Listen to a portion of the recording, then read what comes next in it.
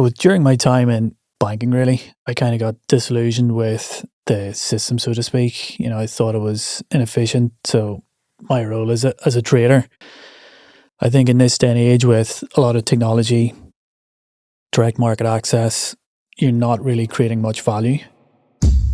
How are you? Welcome to the Entrepreneur Experiment podcast with me, Gary Fox. Today, my guest is David Jelly, the founder of Property Bridges. This episode is all about psychology and psychology of investing. Here's my chat with David. David, welcome to the pod. Thank you, Gary. Happy to be here. You've got a challenge for me. You boldly, off camera, said, I've got a challenge for you. Hit me. I do have a challenge. So I think you're investing 100 quid a week into crypto or 100 quid a week into the stock market. 10 a day into crypto, 10 a day into the stock market. So 70 a week into each. And are you buying single stocks? Are you buying an ETF or what? ETF. So I just want to do the Fortune 500. Okay. And then just Bitcoin. I'm very basic when it comes to investment. That's why you're here. You're going to give me the golden ticket for investing. So give me the challenge. So, well, the challenge would be we would open an account on Property Bridges. Okay. We would seed that account with some money. Okay. And we would challenge you that over 3 years that you make a higher return on Property Bridges than playing the stock market. So ETFs is a little bit different, but if you wanted to pick single stocks and kind of day trade, or not day trade, but trade in and out of stocks like over the 3 years, we'd like to challenge you that returns would be greater in our platform than would be in the stock market. I'm in. I can never. Great. You're the second person to challenge me today. That says probably a lot about me and my psychology. And I said yes to both. I'm in. Good. Let's do it. Off camera, then we'll decide on the wager, then the amount that we're going to. We'll have to have a wager, but we'll have to have a forfeit as well. We'll have to have some sort of like forfeit that we both have to do. I think so. But there has to be a monetary value to it, because when you're day trading and there's no kind of downside risk, you trade differently. Yeah. So there has to be, like, when you're trading with your own money, you can make different decisions. So there has to be some kind of financial risk involved. Oh, 100%. There has, I've done all those kind of simulations, and I lose interest after like a day because it's not real. Like, I'm a very steady Eddie though. I just invest in like the same things, all the basic stuff like Amazon, Google, Shopify, Tesla. You're very stereotypical. Yeah, and that's it's interesting to get your perspective on that. Like, whenever we turn on the financial news, like 95%, 99% is the stock market, it's US stocks. And I often wonder, like, why don't people think more about alternative investments like what we provide? Or I know you had Chris Burge on from Spark crowdfunding as well. So it'd be interesting just to get your thoughts on, why is it crypto, the stock market, and, you haven't thought about Good question. I guess accessibility and awareness. Yeah. I suppose, I'm just thinking as we're chatting now, I suppose accessibility and awareness. I remember when I started in crypto, a mate of mine, we're just having breakfast one morning, and I never knew what he did. Yeah. We'd go for breakfast every day, and he was a new mate. Like, we were training together, we were doing this program, and I would go for breakfast to miss the traffic, and he'd be like, I'll go with you in. I'd be like working away on my laptop, and he'd be just sitting shooting shit with me. I'm like, after about 3 weeks, I kind of felt I knew him well enough to go, what do you do? Because he never seemed to do a whole lot. And he's like, I design websites. I was like, all right, fair enough. That's pretty logical. After about 2 more weeks, I was like, what kind of websites? And peeled the onion, and he was heavily involved in crypto. And I was like, what is this? And I remember back then, I was only having this chat with someone recently, actually, someone that worked in Coinbase, and I was chatting to them, telling them like trying to buy crypto in 2016 was so convoluted. Yeah. You need to go through this, you need to go through that. And I think it's just awareness. Like, I think COVID brought a lot of people's awareness to the to crypto and to the financial markets. I think people had a lot of time in their hands. I watched that I was traveling on the weekend on a ferry, and they had that Dumb Money movie. The movie about GameStop short. Yeah. It was actually really good. It was really interesting. It's really, really good. So I think it's awareness And accessibility, Mainly, like you're right on, accessibility. like 'Cause people are afraid. yeah, Everyone's afraid to make very interesting stats. Actually, you'll enjoy this. I was only looking at it this morning. So 50 people, I think, signed up for my compounding challenge. yeah, And then after 4 weeks, how many are still active? 10, 4. Wow, yeah. And I'm even surprised at that because I've done loads of little experiments. It's the clue is in the name of the pod. But I was surprised So at what that. is your compounding challenge? So I said, look, I'm going to do this. Yeah. Because I'm producing more kind of experimental content this year. Because, putting some skin in the game. Like you said, if you don't have skin in the game, you don't learn. Yeah. So I'm always about having skin in the game. And it's just €10 a day.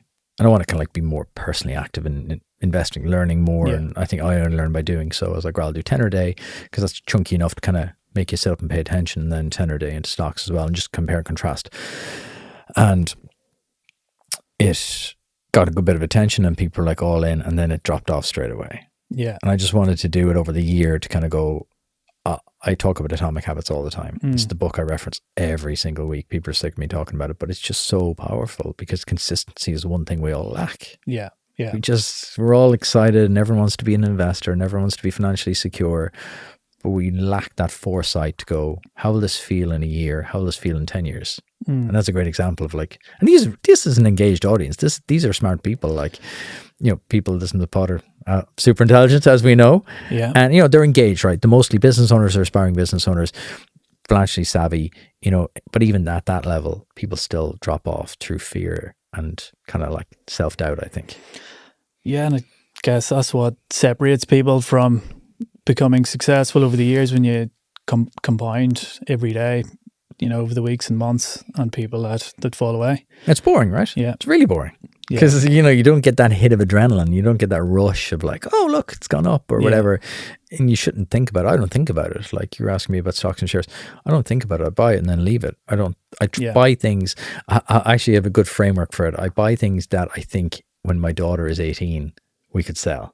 Yeah. And it just gives me that framework of like, don't buy the next hot thing. Buy things you think are popular now and will continue to be popular. Yeah, and that's what Warren Buffett says. He's, whenever you're picking a stock, just imagine that the stock market closes down for the next 5 years, for the next 10 years. So like you're actually buying into a company. You're not buying into a company today and hoping to sell out next week or next month. Like you're looking at the fundamentals of the company. You're looking at growth prospects. You're looking at trends in the economy, and that's.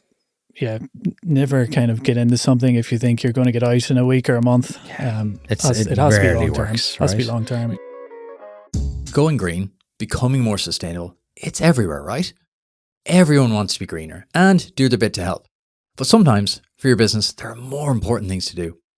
It's hard to find the time. Well, take it out of your hands because it's all in a day's work for your local enterprise office. They have the time and the experts to sort it for you. And the best bit is, it'll help your business, save you time, money, and energy. Perfect, right? The Green for Business audit will assess your business and tell you where you can make changes, and the new energy efficiency grant will help you pay for those changes. And your local enterprise office will sort the whole process for you. Go to www.allinadayswork.ie/green, fill out the form that takes less than 2 minutes, and your local enterprise office will take it from there. Going green? It's all in a day's work for your local enterprise office. I want to share a game changer for your business, Azure Communications. When it comes to print and marketing solutions, these folks, led by CEO Jenny Johnston, are the real deal. Whether you need an eye-catching brochure, sleek business cards, or a full-blown digital campaign, Azure Communications has you covered. They're not just about high-quality prints or digital campaigns, they're also about delivering great results. And here's the best part. Just for listeners of the Entrepreneur Experiment, you can get 20% off your first order.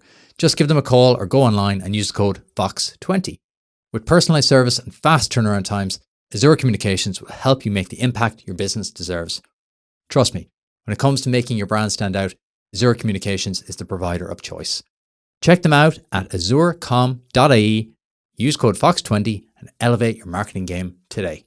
Many of you listening to the pod are business owners and savvy investors, but have you been introduced to peer-to-peer lending? Peer-to-peer lending is the practice of lending money directly to other individuals or businesses without the need for a traditional intermediary like a bank. Property Bridges offers you the opportunity to lend directly to experienced home builders across Ireland through their innovative online investment platform. Investors earn returns of up to 9% per annum, and your money is fully secured against property. To learn more, visit propertybridges.com. Property Bridges is regulated by the Central Bank of Ireland. You've probably seen this though with Property Bridges. Like, what do you think it is? Why do you think people, especially people in Ireland, I think, don't actively engage more in their finances? Yeah, it's a tough one. I think the first thing to mention is I think there's 150 billion sitting in bank accounts at the minute. In Ireland? In Ireland, yeah. 150 billion. Yeah. So I think on a European wide basis, it's trillions sitting just in bank accounts. So that's dormant money. Sitting as cash, just in current accounts, savings accounts, whatever. Sitting as cash, not doing anything. And Charlie Munger, the famous investor, like he would say, like, show me the incentive and I'll show you the behavior. Oh, I love that phrase. It's one of my, I repeat myself on it all the time because I try make myself think about it. Yeah. And I try have incentives that I'm kind of almost forced to do. Yeah. Yeah. So I think tax is a big thing. I think tax on investment is penal at the minute. Yeah. So you're like capital gains tax 33%, going right up to 50% if it's income tax. So the incentive for people to invest just isn't there. So I think it's number one. I think culturally as well. I think people are used to, or people like the safety of a bank at a deposit account. Getting a couple of percent. People don't like taking the risk. And I also think there's a lack of options out there. Like if you look at the Irish stock market at the moment, like a lot of Irish companies are delisting on the Irish Stock Exchange, and so there'll be a lack of options, and as you say, accessibility. So if you're in the old world, like if you're with AB and if you're trying to set up a stockbroking account, a number of years ago that would have been difficult. But I think the younger generation now are kind of getting used to Giro, trading 212, like Revolut. So if you're banking on Revolut, you can just click a button, you can invest in the stock market like quite simply. That's what I literally said to people. I was like, look, let's just use Revolut for the first month or two to keep it simple. Yeah. It couldn't be easier. Yeah. It really couldn't. For good or for bad, like it really couldn't be easier. Yeah, it's really interesting the way you break it down there. Like, is it that we don't have a culture of investing as well? Like we're a relatively new country in essence in terms of like having a bit of money.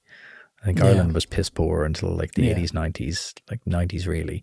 So like there probably isn't that generational wealth when you think about it. Yeah, I think that's part of it. It also depends on the demographic you're looking at. I think there's 150 billion sitting in bank accounts. I'd like to know, what the age of those people are that are sitting on most 150 million. I definitely think investing depends on your situation. So if you're a young guy or girl, you're trying to get in the property ladder and you've got a few grand in the bank and you're trying to scrape together a deposit, 50 grand, 70 grand to get in the property ladder, you're going to make speculative investments because making 5%, 10% on your money a year, you're looking at it going, it's going to take me 20 years to get a deposit together. I think if you're sitting on a few million, and this is kind of what we've learned since we set up Property Bridges, like if you're sitting on a few million or whatever it is, like getting 8%, 9%, 10% on your money with a good degree of certainty and protecting the downside risk by holding security over the property, that's a great return for people. So it just all depends on your situation. It is funny, isn't it? Like it's the incentives thing, isn't it? Like, why is there so much cash? Like, why is there so much cash sitting there? I think there was a lot more cash after COVID. I don't know why so I don't know what the reserves were pre-COVID, but certainly since COVID, the amount of money sitting on deposit has spiked massively. Have people stopped spending? Are people scared? I think it's cultural as well. I think, like, I was at a crowdfunding conference last week in Brussels, and a guy I was chatting to said that I think the average Italian might save 25% of their wages, where the average American will only save 3% of their wages, but there might be a portion of their wages that they'll invest as well. But I think a large part of it is cultural. That's really interesting. I actually was in Spain last week, and I was down in Marbella, like, and the money down there is just, and I actually went down that rabbit hole in my head going, where has all this money come from? Yeah. Mainly drugs, probably, in Marbella. But when you look at the generational wealth, I joke, but it's serious. Like, when you look at the generational wealth as well, like, a huge mix of cultures. So Italians, Scandinavians is huge down there. You can see it was generational. Yeah. You can just tell, like, you have the mum and the dad who are in their 60s, 70s, like, they've got the rich person tan. It's old money. Yeah, it's older money, and then you've got the younger generation coming through. But culturally, it's there. You can see that's instilled in them. Like, so how do we change that? How do we change that in Ireland if people are listening? Like, what do we need to do? I think financial education. I think, nowadays it's so easy to go on to YouTube or to read a book and to educate yourself in the financial markets. I think there's a lot of noise in the sector as well. So I think you need to critically think about it as well. Like, there's a lot of people, trying to sell you the dream of, get rich quick. That's the issue, isn't it? It kind of attracts these bogeymen of, like, people are so terrified of being scams because it does attract the kind of shiny characters, doesn't it? Like, but like, I would encourage people to invest, because that's how you learn. So, if you're in your 20s, like, open a trading account, like, buy a few stocks, like, learn about it, like, invest what you're prepared to lose. But at least when you're in the game, you're learning. But I do think something needs to be done with the tax rate. I think it's far too penal. I don't sell because I don't want to deal with it. Yeah. If I'm honest. Because I think, why am I investing if I'm then going to try sell out, then try, like, it's too much to think about. Yeah. So I just invest.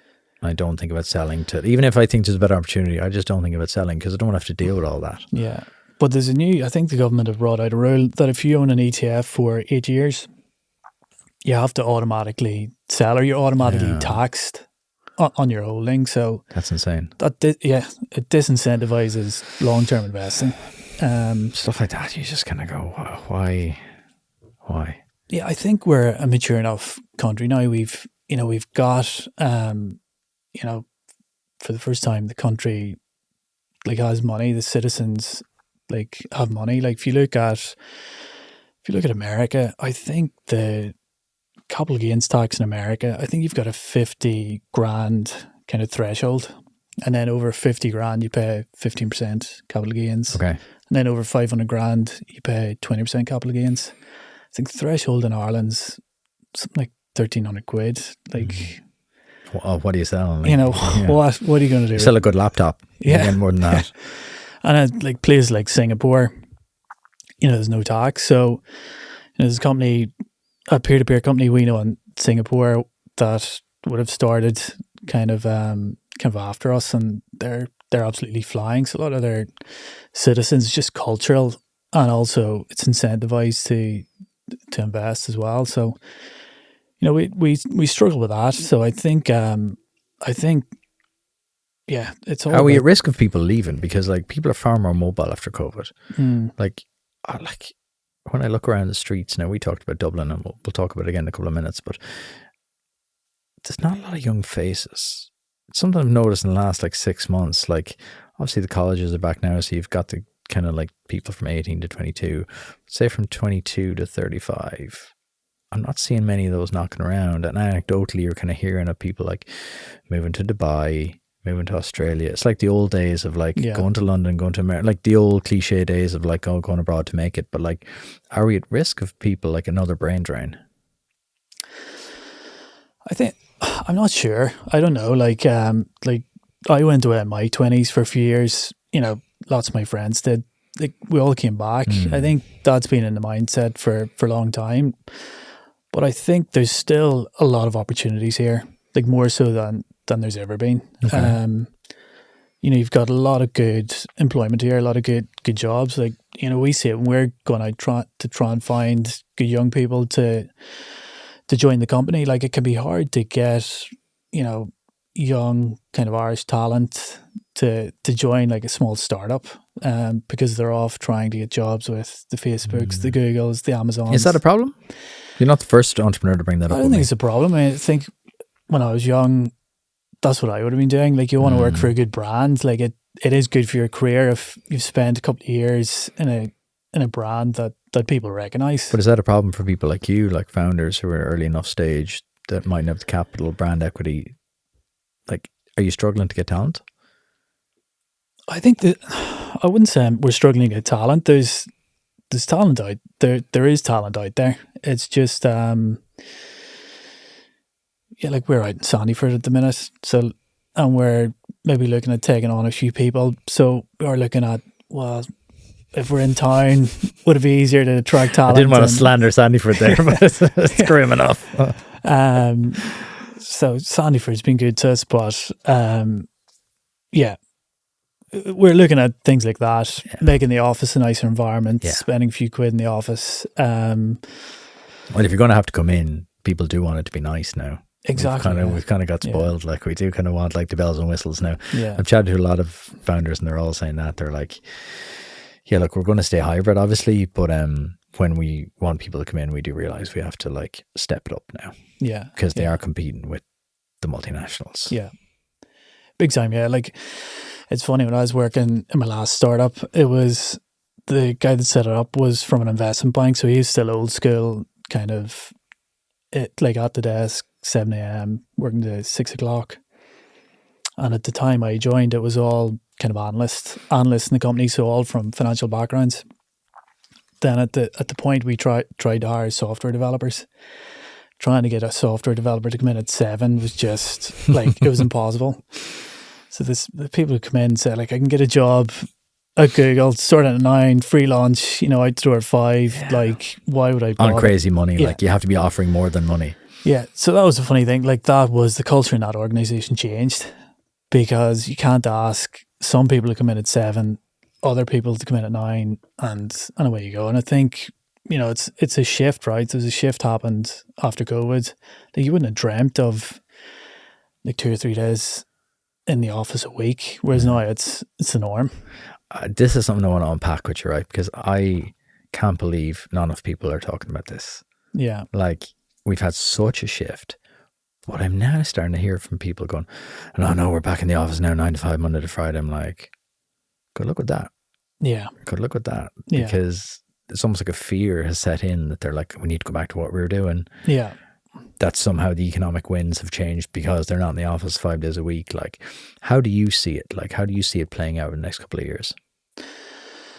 Well, for us, like, hybrid works for us. Like, but we're a small enough company that, I know what each member of my team are doing on a daily basis because we're working so close. I think it might be different in a larger organization where,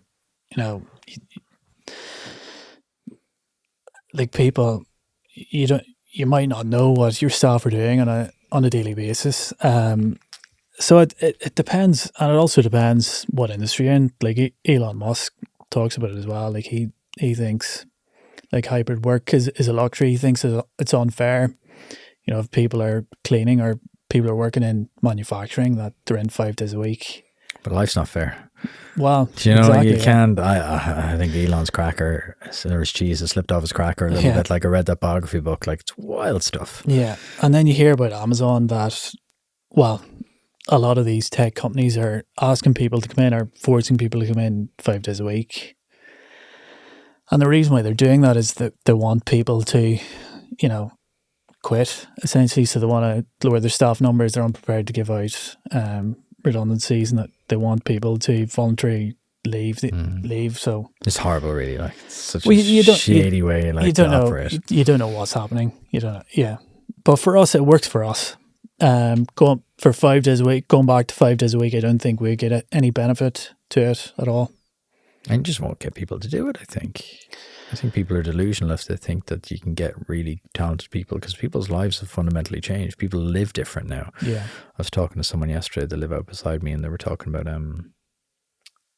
moving jobs. And they were saying, my commute would be 90 minutes in the morning, 90 minutes in the evening. I was like, yeah, you demented.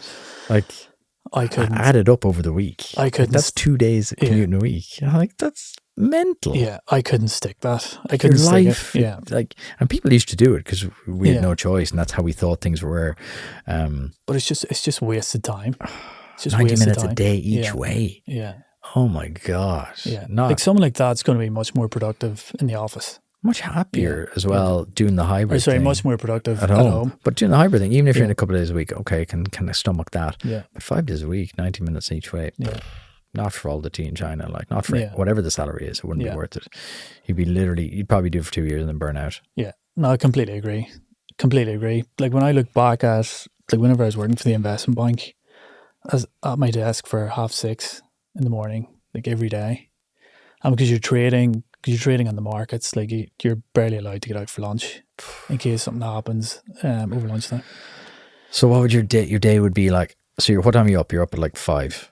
Yeah, you're up at 5. So this is in London, so you're up at 5. And that's for 6:30. Quick, shower, change, breakfast on the tube, at the desk for 6:30. And then you're working till what time? Working at about 5, 5:30. Get home, something to eat, bed, rinse and repeat. Rinse and repeat, yeah.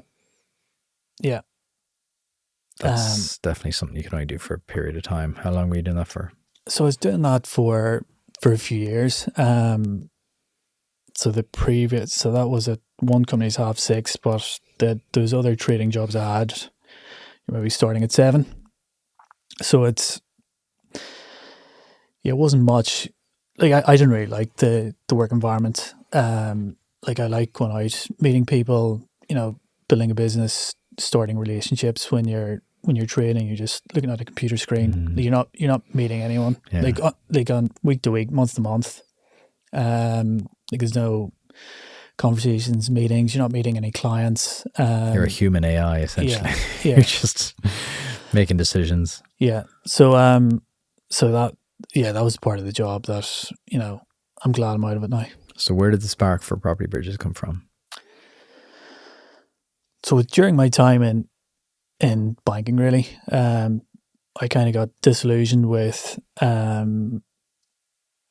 the system, so to speak. I thought it was inefficient. So my role as a trader, I think in this day and age with a lot of technology, direct market access, there's you're not really creating much value in the job that I was doing and the part of the bank that I was working in. We were servicing, large pension funds, hedge funds in the UK, and we're making a lot of fees, and the bank was making a lot of fees for doing that. So I thought it was highly inefficient.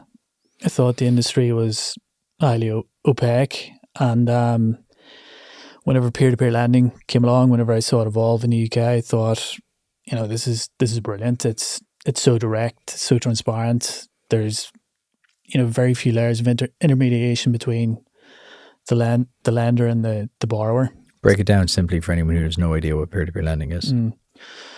Peer-to-peer lending is just lending to, another individual or company traditionally via the internet. So it's without the need of a traditional intermediary like a bank. So, the old way of doing things was you have your money on deposit with the bank. The bank can lend out your money. So that's how peer-to-peer started, really. Like one of the first peer-to-peer companies in the UK was Zopa. So the people that set up Zopa were very frustrated that when your money's on deposit at the bank, you might be earning 2% interest on your savings. When you try and get a loan, you're being charged 10-12%. So they're like, well, listen, if like now we have the internet, if we set up a platform and people can lend to each other, it'll be much more efficient, and we can take a small margin in the middle, and it'll be a much kind of fair way of doing things. Ironically, they started as peer-to-peer and now they've got their banking license. No way. So they're back to banking, yeah. But that's how the industry started. So Zopa was, they were primarily, well, I think they were only personal loans. So you could invest and you could lend to other individuals. Then the market evolved into lending to SMEs. So there's a big company in the UK called Funding Circle. I've heard of them, yeah. So you could lend to a small business. So like if you had a favourite donut shop and they were expanding, they're opening another donut shop but couldn't get money from the bank, you could potentially get money from a peer-to-peer lender. So you'd say, right, look, we're hoping to open up a donut shop in Galway. We're looking to raise 50k. You'd put it up on Funding Circle, and then your like customers and public could buy in for like a set period of time and then get a return. Is that how it would work? Yeah, on the company lending, it's typically 3 years. So you've got Linked Finance in Ireland do the SME lending. So typically 3 years, there's an interest rate involved. So, you might be getting paid 9-10%. That's typically paid monthly on the company model. The model that we do is property backed. So what was your original idea?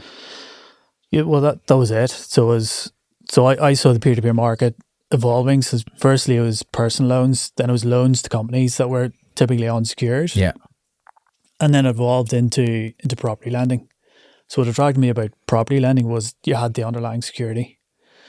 So whenever we give out a loan, we always take first legal charge over the property. So we're protecting any downside risk. Who owns the property? So the borrower will own the property, but just like a mortgage, the bank has a charge on your property. So we're only regulated to lend to companies. So we're dealing with like home builders around Ireland. Right. So we don't call them developers anymore. Home builders just so cuddly and warm. I love it. Yeah, it certainly is. So there's a negative connotation. There really is. And again, it's like the crypto thing, the finance thing. There shouldn't be but there just is in Ireland. There's this hangover from, justly in some cases, there's kind of a hangover from it. But in most cases, everyone's just trying to do something decent. Everyone's trying to build something decent. Yeah, I think it's misguided now. So the borrowers that we deal with are completely different from developers from the Celtic Tiger. And in fact, I think a lot of the developers from the Celtic Tiger era just aren't in home building anymore. They've kind of moved on to other sectors, could be building data centers or renewable projects, or as we saw in the recent prime time, they're in the emergency accommodation sector. Home building now is, it's a tough enough gig. The margins, I know the house prices are quite expensive, and often the narrative peddled by the media is that, the greedy developers making a fortune, but we've been lending now for 6 years, and the margin on home building is quite tight. So you'll back, will you back an estate or an office block or an apartment block? What is it that you would back? So if we go on to Property Bridges today, what are we backing? Yeah, so it's mainly residential construction. So we get approached by small to medium-sized developers, home builders across the country, and come to us. They'll say, I have 10 units down in, County Laois. I need whatever 3 million to build these houses. Can I get a loan? So we'll obviously we'll assess it. We make sure that it's got enough profit margin. So we'll typically look for 15% profit margin. We'll assess the cost of the build. We'll assess the type of build. We'll look at the borrower's background, his track record. We go through a whole series of assessments. Then we'd issue a term sheet, and then if that's accepted, then we'd go through a full series of due diligence. So we get a QS involved, we get our lawyers involved, we get an independent valuation. Serious work to it, like. Yeah, it's a very active form of lending. It's and even when the loan is approved, it's so it's funded in stages and it's funded in arrears. So it's not a case of I want 3 million, we deposit 3 million in the bank account, away you go. It's Right. it's more that you agree to a construction program. So they could be drawing down 250 grand a month. So they go off, do the work with their own money. So we're paying in arrears. Okay, right, I got you. So you're protecting kind of all sides really there. Yeah. So we're taking security of the property. Then they go off, they'll do a month's work. They'll send us a drawdown report.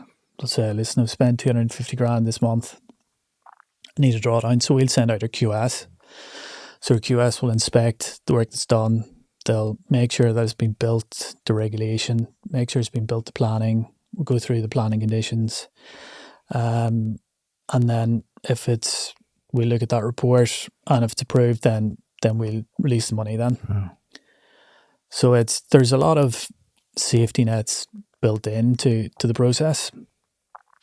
But like with anything, we're paying investors like 8-9% per annum. So when you're getting 8 or 9%, like there's risk involved. Yeah. And we put that all over the website. Like it's, you are taking risk.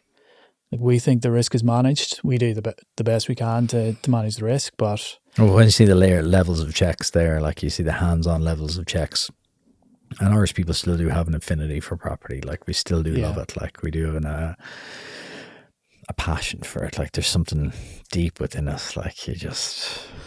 I don't know what it is, about the psyche, but there's definitely love for property. And that was one of the other reasons why I set up Property Bridges. For a lot of people, it can be hard to access. So well, it's inaccessible for most people, being honest. I love watching the UK, like those flip programs in the UK. They buy a house at auction for 50 grand and then they have 6 months to turn around. I'm addicted to them. I grew up watching them. I was a weird kid. Grew up watching them. Even through college, I'd be watching them every day. I was just fascinated. Whereas here, there isn't really that opportunity for people to get a start, to trade their way up the property ladder. It's very difficult. It's a game that's very difficult to get into now. It seems non-existent now. Yeah, and whenever we go out and meet our borrowers, they're typically they're not young. That's one of the fears I have of the industry, both in terms of home builders or even people coming into the fix and flip market.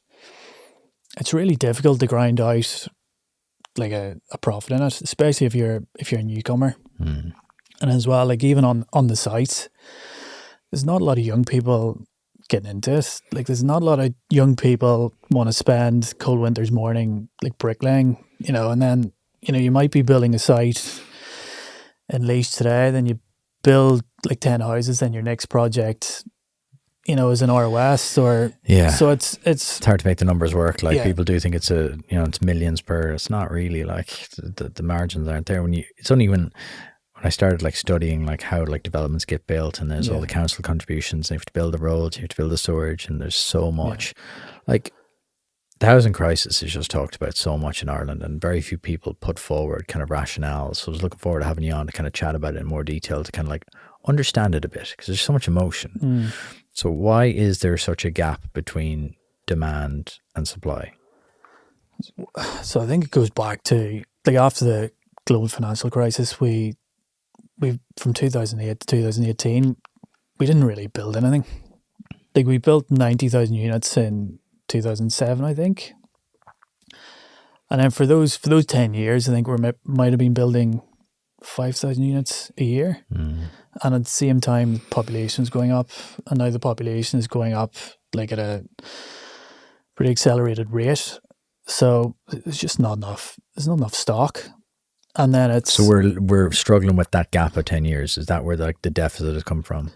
Yeah, and so we're struggling with that gap, and even if we build 50,000 units a year, which it's hard to get up to that because it's not like a tap. It's it can take years to get through planning. So there's a lot of friction built into the system. It's not something you can turn on quickly. Then you need the labour as well. and it's difficult. It's a difficult kind of industry to get into, and it's, you just can't turn on a tap overnight. So what's the solution? Is there a solution? Yeah, well, there's a few different solutions, a few like radical solutions as well. They're the best kind. They're the ones that work. I have a specific question I want to ask you after this, but hit me with your radical first. Like, I think they should completely remove VAT from new build homes. Like if you go to Northern Ireland, you go to other parts of the UK, there's no VAT on new builds. So like if you go north of the border, like my brother bought a house not too long ago, nice kind of 3-bed semi for 130 grand. Wow. You couldn't buy a shed. Couldn't even imagine that. Like. Yeah. So like VAT's like one thing. We've got, very high regulations, very high standards when it comes to building. You've got expense built into the planning process because it takes so long. You've other things like Irish water were like very expensive as well for some buyers. Now there's a levy at the minute, so the government have recognised that and have. So what are all the extra costs that go into like building a house? Like what are the other stuff before you even laying a brick in the ground? What are the other stuff there? Just break it down for people and for me that wouldn't kind of understand this. Like you talked about Irish water. What else is there? Yeah, well, you have to buy the land, then you've got stamp duty, then you have planning fees. You take through planning, then that there's a lot of uncertainty built into that. That can take years. Like I was speaking to a developer a couple of weeks ago, so he went for planning. I think then it went into the board. So even if you get your planning like granted by the local authority, someone appeals it can go to the board. So he was on board Planola for 77 weeks. And then it got rejected because it didn't have enough green space. So he's trying to build 24 apartments. Didn't have enough green space, so he had to reduce the size of the apartments. So it's gone from 24 to 18. So he had to completely redo a new planning application from scratch, submit it again. So you're starting back from and you're back at square one. But then when you get planning, so you've got the professional fees. You need architects, engineers. There's a ream of consultants that you have to get now on residential construction. You've got the core construction costs. You've got the materials. You've got labour. You've got site development costs. Then you've got development levies. What are they? Because I've heard of them, but I don't really fully understand what they are. Yeah, so you're paying the local authority for kind of roads and access and services and lighting, things like that. Then you've got VAT. So on top of everything, you've got 13.5% on the build. So and the Irish water fees were, you're talking $6,000 to get an Irish water connection. Now, as I mentioned, there's a waiver at the minute, but up until kind of last year, it was costing an extra $6,000 to connect to Irish water. So like on the continent, I think the average connection cost is 500 quid. But for an Irish water connection, $6,000 per property. So everything adds up. That's before you even start marketing it, starting getting it done. So hit me with your radical solution. What's the answer here? I think the government need to remove VAT. It's a quick win. I think the government are playing around the edges at the minute. So the government are trying to do their best. Like they have, they set up the LDA. They've set up the HBFI to fund home builders as well. They've provided an incentive scheme for first-time buyers. But the incentive schemes is very much kind of bridging the affordability gap. So it's not bringing the price down. So the best thing the government have done in the last 6 years, from our point of view, is providing the levy waiver for both Irish water and development levies. So that's been waived. Right. So that has really accelerated delivery houses. So a lot of the schemes we look at won't be viable.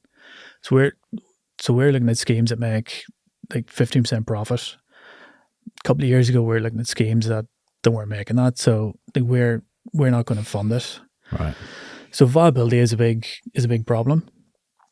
So the most radical solution that I can see, and the quickest solution, is just remove VAT.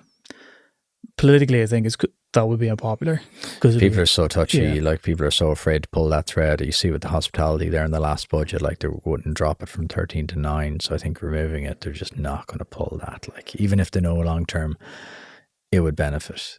Like, it goes back to our very first point about being able to see the long term, being able to kind of like delay gratification for 10 years, going, if we remove that now, okay, there'll be a small hit, but in 10 years' time, we'll have caught back up to the demand we need. Yeah. It also reduces cost, you know. So instead of you know, the government are paying for these incentive schemes to help people, you know, like buy houses at the current market rate, but you've still got a big mortgage. If you're taking VAT off, like, you know, you're reducing costs for first time buyers. So I think, you know, I think that needs to be done. Like, the need to stimulate, you know, private development. Like, there's a lot of like social good comes from private development as well. Like, I mentioned the VAT, but there's a lot of other like fees that, you know, planning fees, levies that the government get out of privatising. And then, you know, as well as that, you've got Part 5. So for every new scheme of 10 units, there should be 2 Part 5 schemes as part of the planning permission. What's that mean? So Part 5 means that you're giving the house to the local council at cost.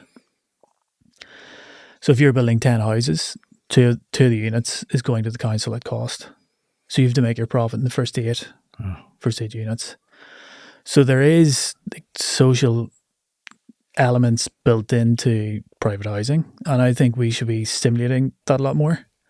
You know, the government are doing their best. They've set up the LDA to try and, you know, build like social housing on government land, which is good as well. But the government are increasingly competing with the private market when I think they should be incentivising the private market. It makes more sense, right? To go with the people that already know what they're doing and just become a part of it. Why is Dublin so flat? This is my bugbear. This is where I thought you were going to get radical. I was like, please say build like 30 stories, because I just... drives me bonkers. No, you travel to, like, I was in Madrid last week, and like, you're just kind of looking at it going, lads, like, you could house thousands of people on one block if you just built it makes no sense. It makes no sense. Like, Dublin should be building skyscrapers all over Dublin, and it really frustrates me that it's the NIMBYs of like, oh, protect Victorian Dublin. Yeah, we're not talking about knocking down like Victorian. We're not knocking Merrion Square here. Keep the Georgian quarter, but out near the docks, just build. It's so backward. It drives me absolutely mental. You go to Manchester, go over to Manchester a lot for the football. Like, that's a perfect example of an industrial city who's kept its heartland, embraced it, made it better, turned all the warehouses into these incredible apartments. But they're building these giant like mini cities, and people go on about, like we talked about earlier, about Dublin's dead. It's on its knees in terms of like people aren't coming into the city anymore. Because they can't live here. That's why. Because they can't live in the city centre. The city centre is dead because you've got like 2 floors, first floor retail, second floor probably not even can't be used anymore because of fire regs. So what do you expect? Exactly, yeah. No, the city's dead. It's not dense enough. So they need to build up in the city. Like, as I said, like, we've got an office out in Sandyford, and they're throwing apartments up out in Sandyford, and it's good to see. But you know, but there's build houses in the suburbs and build apartments. It's the other way around. We're doing it the wrong way. We're doing it the other way. We're building apartments where you can, but you can't just have apartments after apartments after apartments. You go to places like Malaga or Madrid. Like, the facility for people living in apartments are unreal. Because they've been doing it for decades. They know people need like proper creches, proper parks. There's green areas everywhere. There's playgrounds everywhere. My daughter was in her element. We couldn't walk like 3 blocks or in a new playground. Class. And it just frustrates me, like, because it's not rocket science. It goes back to the co-living as well. So like, co-living was, you know, it was a very positive thing for the market, and like, we talked to an investor that was trying to bring a co-living scheme through the planning process in Kenilworth Square. And they must have been in the planning process for a few years, and they were fighting with residents to try and get this co-living scheme through. So they're at it like a few years, and just before the final planning got granted for the co-living scheme, the government came out and said, okay, like, you know, we're banning this, like we're banning this completely. So then they had to go back into the planning system to go for apartments. And then by the time they got planning for apartments, you know, inflation was through the roof. Planning wasn't really viable. So, you know, this investor came in, there's an international investor came in, must have spent 5 years in the project. In the end, I think they just sold the site, took a loss on it. I don't know if those apartments were even built. Surely it costs a fortune just to carry that. I always often look at these sites, and I'm kind of like watching stuff get developed or not. And always in the back of my head, I'm kind of going, how much is it costing them to have that there every month, every year?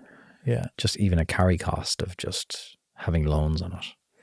Yeah, well, if the site's bought with debt, it's gonna be costing you money just to, like, every week. You know, a lot of sites could be bought with equity. So you're waiting for that uplift if and when you get planning. Right. But if you don't get it. Yeah, it's worrying. It is worrying. So let's talk about good things. What are you seeing in the market with property bridges that gets you excited? What are we seeing? Well, you know, there's a lot more units getting developed. So whenever we got into the game in 2018, I think we were building about 20,000 units a year. We're now up to, you know, 35,000, 40,000 units per year. So that's a positive thing. You know, we're attracting more international investment as well. So, like, from a property bridges point of view, you know, we've developed a track record. So we built a retail platform, developed a track record with retail investors, and now we're attracting some international institutional investment for the platform. And then as an industry, we just became regulated last year with a central bank. So peer-to-peer lending, crowdfunding's become regulated now across the European Union. So what does that mean? As a whole? So, well, it means that, I guess, it's a stamp of approval from central bank that, you know, we're following the regulations, that we're running the company correctly, that we've got a capital reserve requirement as well, so we're more robust as a company. We've had to hire a couple of people in the company, so we've had to hire kind of an independent director to make sure that, you know, we're following the compliance and everything else. So I think investors should have more confidence in the company. But because it's European wide regulation, that means we can expand a lot more easily. Okay. So we're looking at going international. Amazing. What's on the horizon? Can you reveal? Well, we've got a market discovery grant from Enterprise Ireland, which is a massive help to us. We're looking at entering the Portuguese market. Cool. Yeah. Okay. Doesn't hurt that that's going to be your place of having to go down to Portugal every now and again. It's a strategic bit of lifestyle design there. Yeah. That's cool. So if people are looking to get involved in property bridges now, like, what can they do? Like, give us an idiot's guide to get involved here. It's very simple. You just go on to the website, sign up. There's a onboarding process when you sign up, and you can invest from €500. Okay, so it's very achievable. Then. Yeah, it's really very accessible. Really accessible. Yeah. And what kind of stuff can they back then? So small developments. So residential schemes of anything from 2 units to 20 units. And they can pick which one. Can they pick which one? Yeah, so it's all loan by loan. So it's not a portfolio basis. Oh, cool. So you can kind of you can go, okay, I'd like to back this in this project here. Yeah, so you sign up. We put all the information on the website, so it's very transparent. So we would write a credit paper for each loan, so investors can read about, you know, what the project is, what the borrower's background is, you know, what the exit plan is, and things like that. So people can fully assess the scheme before they get into it. So the development loans, we also provide, you know, there's some fix and flips up there as well.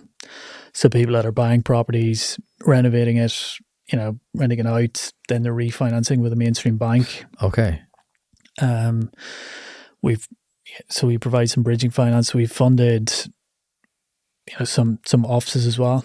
So acquisition finance to purchase an office, get it leased, get it refinanced. But our bread and butter, about 80% of our funding does go into residential construction. So we're focused on the construction side of things to try and alleviate the housing crisis in some sense, and that's what our lenders love as well. So like our lenders very much seem to be interested in getting a return, but also providing a social good as well. So I think we've funded close to 1,000 units since we've started. Okay. Yeah. That's chunky. Like that makes a real difference. Like that makes a real impact. Yeah. So on like a wider scheme, it's a drop in the ocean, but for us, like starting from standing start, it's huge. So, what's your goal? Well, like our goal is really it's a modest enough goal to generate wealth for the people that invest with us, but also to provide fair finance to the home builders we deal with as well. What about you though? What's your own personal goal? What would you love in 5 years if we're sitting down to have another chat? Like what would you love to have done? Yeah, that's a tough one. What we've achieved already is surpassed where I thought we'd get to on day one. Yeah. Why'd you become a founder? I always had a burning desire to set up my own business. It was always a burning desire.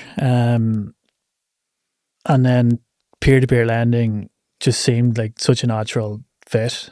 Like I worked in the financial markets. I thought peer-to-peer lending was a real fair way to lend money and to generate wealth for people. Like I thought both the lender and the borrower would benefit from the whole arrangement. Whereas when you're putting your money in the bank, getting the 2%, borrowing from a bank, getting charged 10%, I just thought people, a lot of it was opaque.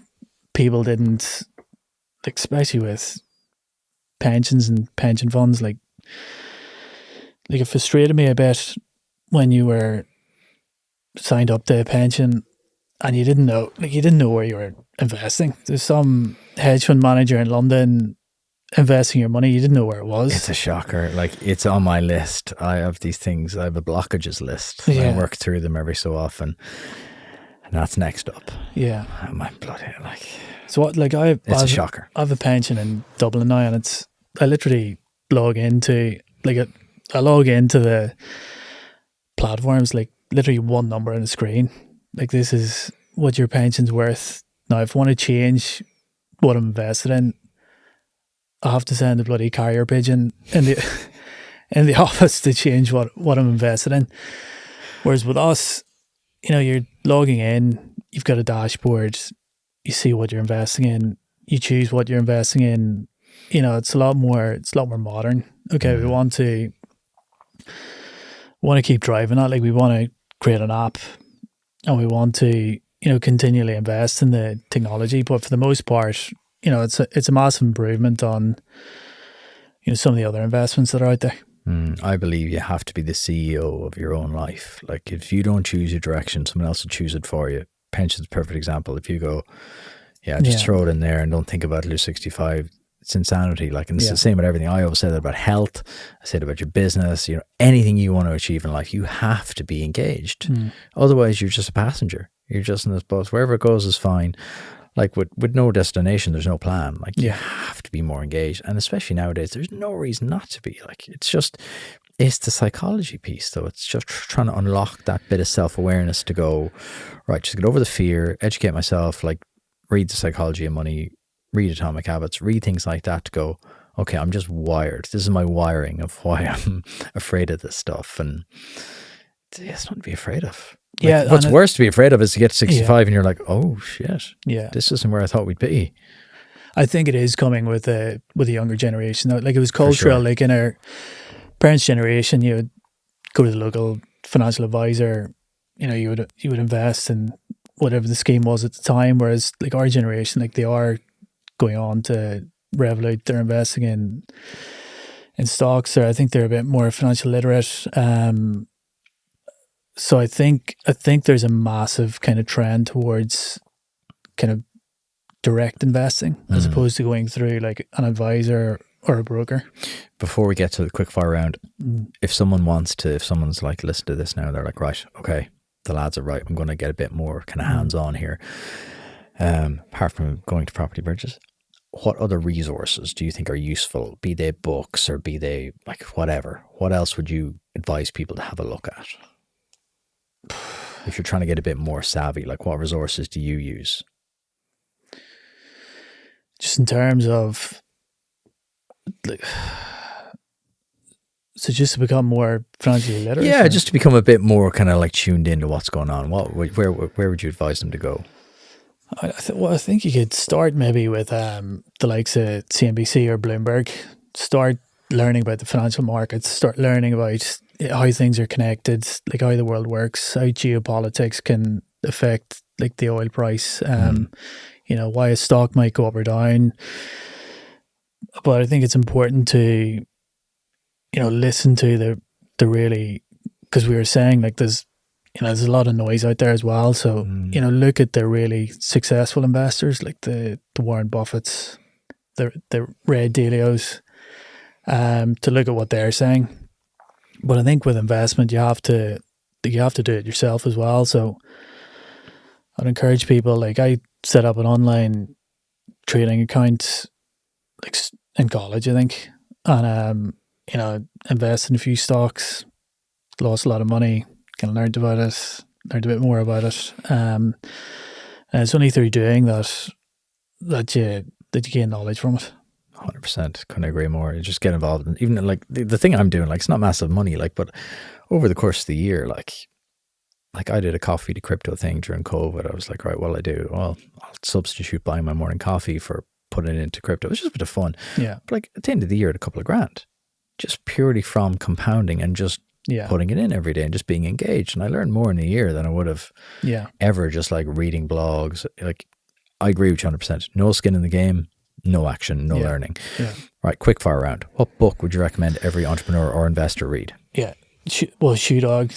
What everyone says. I think Shoe Dog. Shoe Dog. I should be on commission from Phil Knight. I should be a Nike sponsored athlete at this stage. Shoe Dog is the best business book I've read. It's brilliant. But listen, everyone says Shoe Dog. So I was reading an interesting book recently called The Price of Time, which I've heard of that. Goes through interest rates from Babylonian times to present day, and it discusses Price of time. The price of time. That sounds cool. Yeah. What's something you have to learn the hard way? I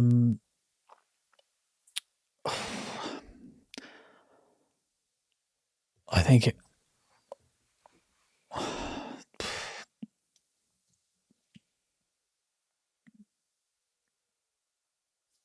I'm not sure on this. You've stumped me here. I know it's probably too many to pick. People are always like, that's so much. Yeah. Where do I even start? Yeah.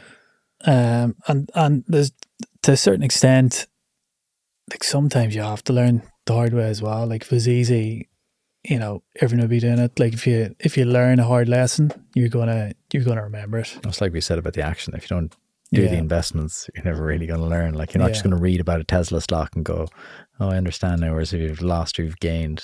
Yeah. Yeah. So what you learn the hard way is just to be involved, get involved. What have you sacrificed to achieve your success?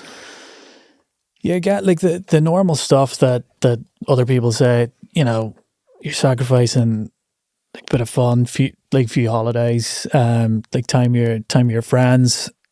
At the time I set up the business, I didn't see it as a sacrifice. Like I had a lot of fun in my 20s, and it's kind of coming towards my mid 30s. So, I didn't see it as a sacrifice. Like I told you that for the NDRC program, like I packed the bags, moved to relocated to Waterford for 3 months and just gave it 100% to launch the business. But at the time I embraced it. I didn't see it as a sacrifice.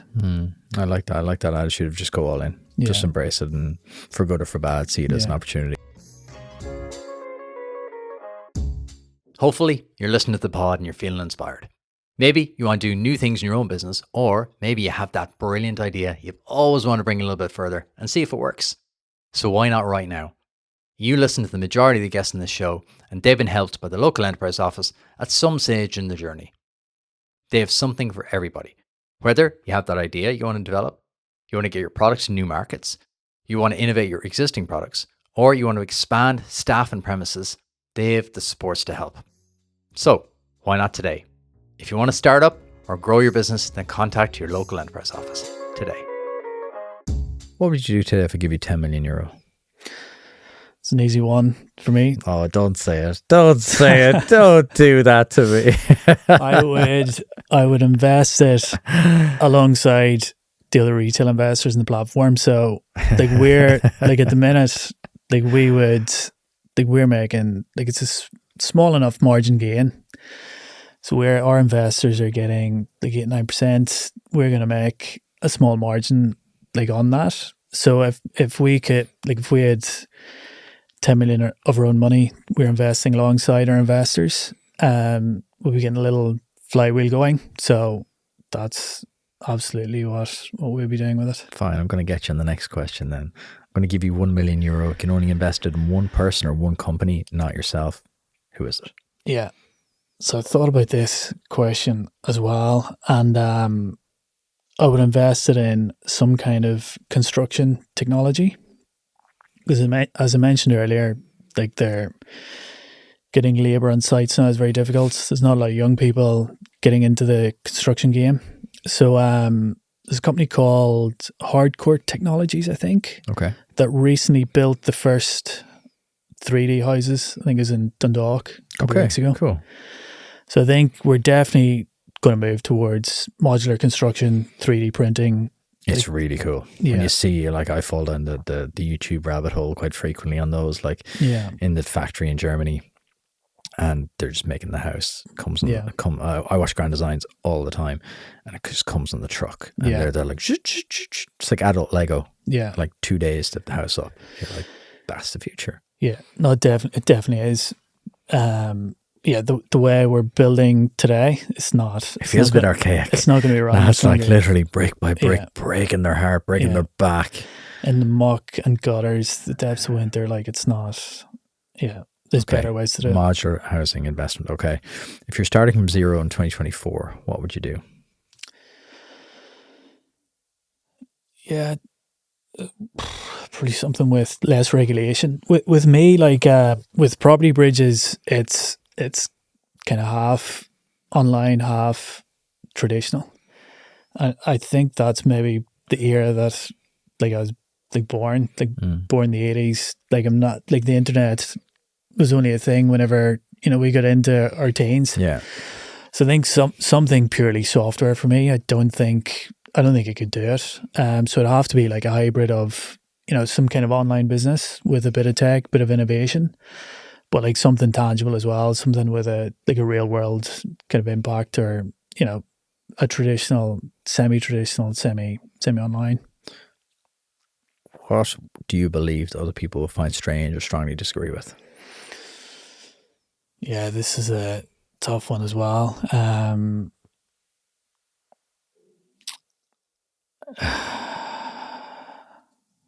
What I believe that other people would find strange. There's a million of them in property. Give me a few already. Yeah, well, like in property, I'll just caveat this. Firstly, by saying that's how I like the answers to start. That firstly, I think in Ireland we pay way too much tax. Like income tax is a disgrace. Tax of investment, as we've touched on, is disgracefully high. But I do think we should be paying water charges. Like, probably not a popular opinion, but like water as a service, we all benefit from it.